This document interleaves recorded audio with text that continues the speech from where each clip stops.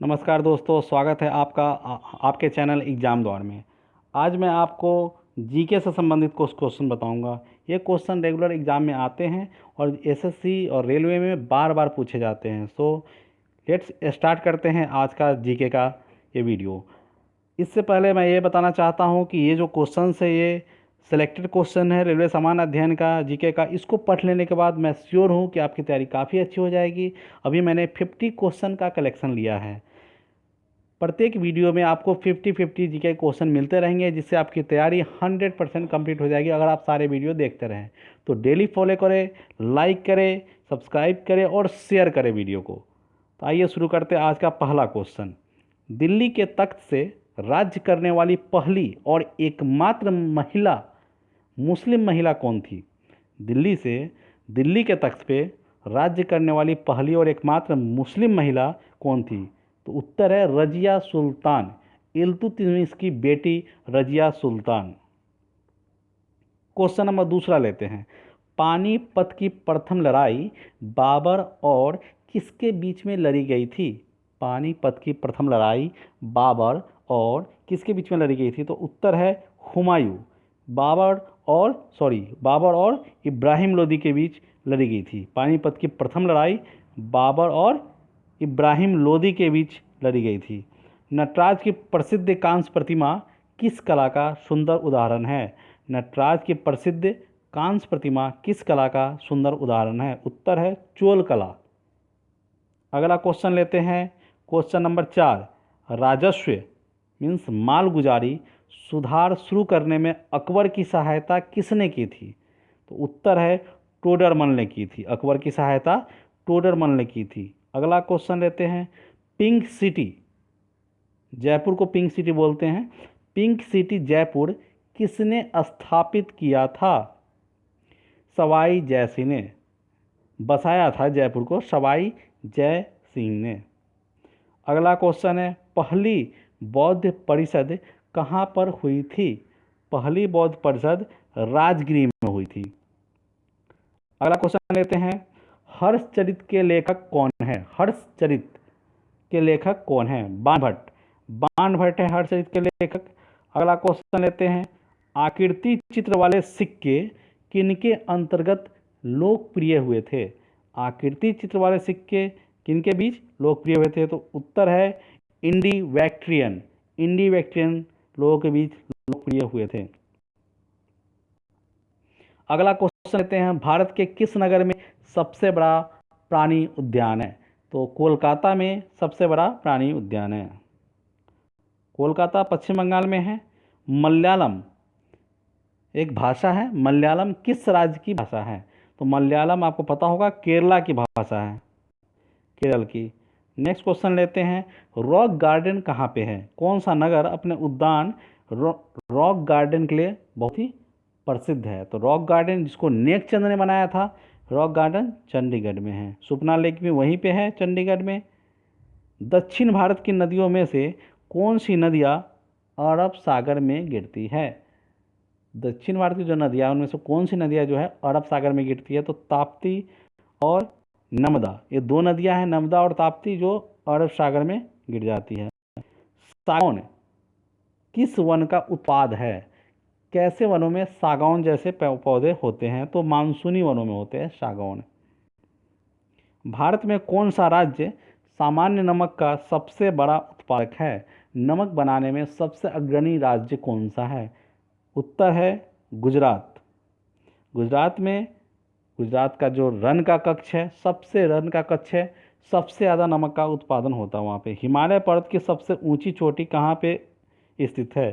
तो हिमालय पर्वत की सबसे ऊंची चोटी एवरेस्ट जो है नेपाल में स्थित है। नेपाल में हिमालय के सबसे ऊंची चोटी माउंट एवरेस्ट को सागर माथा के नाम से जाना जाता है और माउंट एवरेस्ट की ऊंचाई 8,848 मीटर है।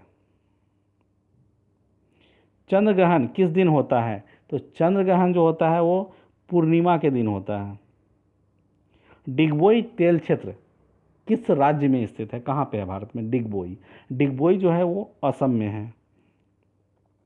इससे पहले हम आगे बढ़े, प्लीज़ सब्सक्राइब माय चैनल। आपको डेली मैथ्स वीडियोज, मैथ्स के chapter wise previous year question bank 2020 maths, exam वाले मैथ्स और मॉडल सेट्स, इन सारे के वीडियो अवेलेबल है चैनल पे। आप चैनल पे जाएं और उन वीडियो को देखें। आपके एग्ज़ाम्स के लिए काफ़ी बेटर तैयारी उसमें मिलेंगी आपको, काफ़ी मैथ्स के क्वेश्चंस मिलेंगे, ट्रिक्स मिलेंगे और आप आसानी से मैथ्स को भी सोल्व कर पाएंगे। साथ ही रीजनिंग के question, current affairs, daily current affairs आपको मिलेंगे।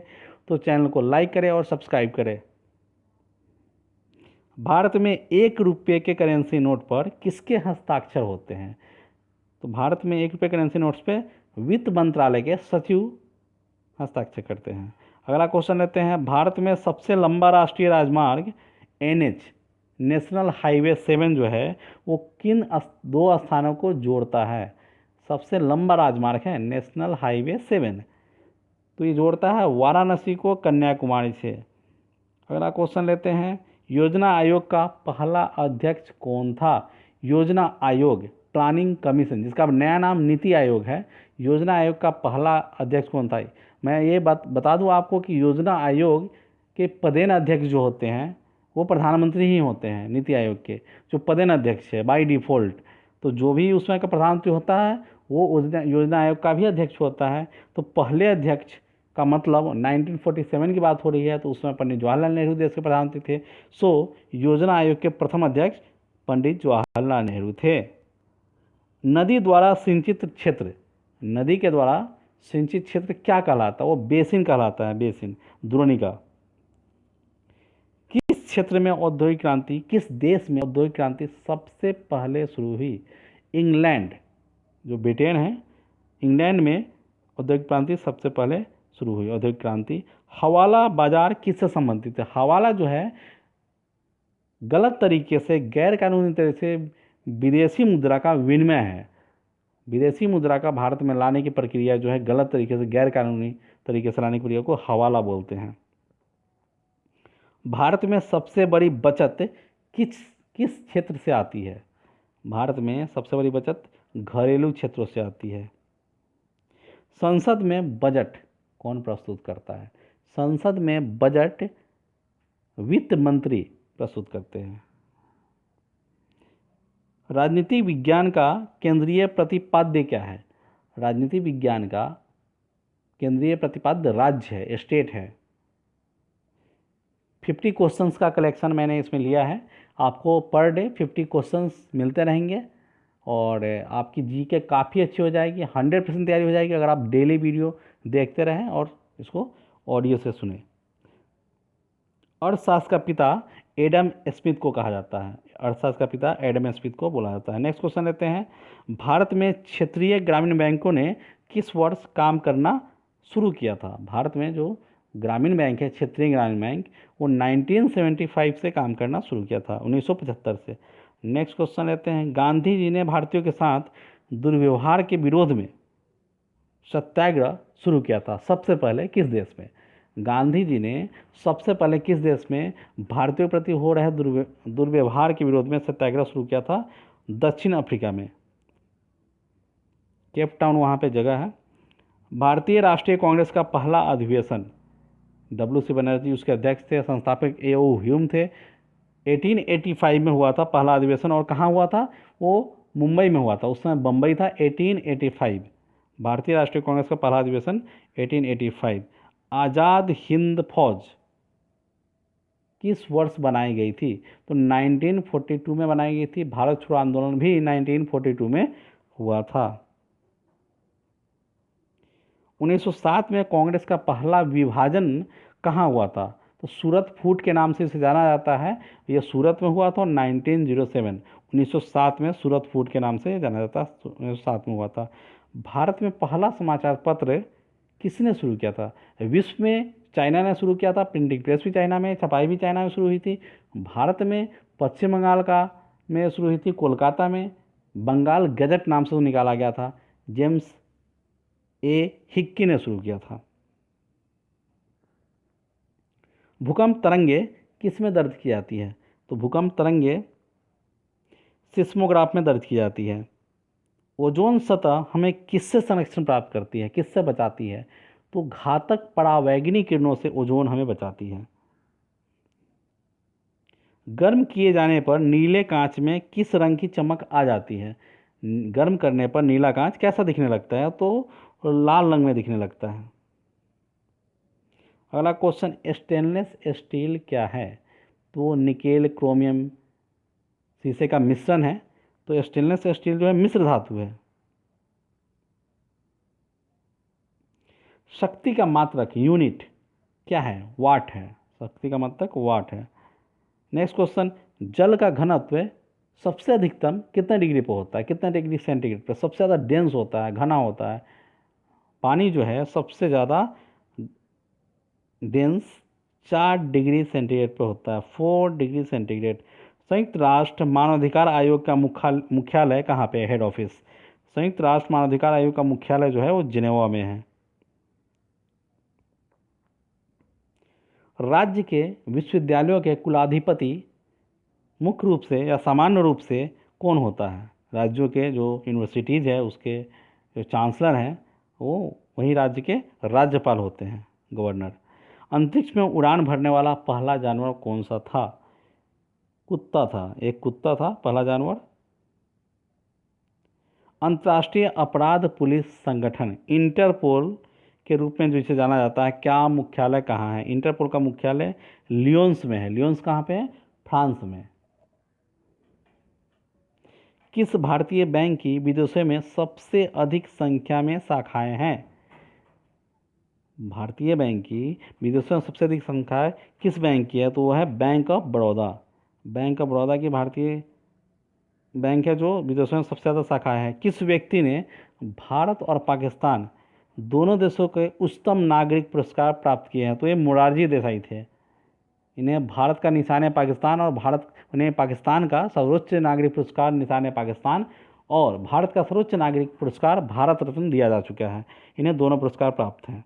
भारत सरकार को राजस्व की सबसे अधिक राशि किसके जरिए प्राप्त होती है? कहाँ से मिलता है राजस्व सबसे ज़्यादा? तो ये उत्पाद शुल्क से मिलता है। क्वेश्चन नंबर 47, भारतीय राजनीतिक व्यवस्था में किसकी सर्वोच्चता है? सबसे ऊपर कौन सा है? तो संविधान है। संविधान की सर्वोच्चता है। लोकसभा के अध्यक्ष को कौन पद से हटा सकता है? तो लोकसभा के अध्यक्ष को लोकसभा के बहुसंख्यक सदस्य जो हैं वो बहुमत से हटा सकते हैं। किसको संसद द्वारा महाभियोग के जरिए अपने पद से, इम्पीचमेंट के जरिए अपने पद से हटाया जा सकता है?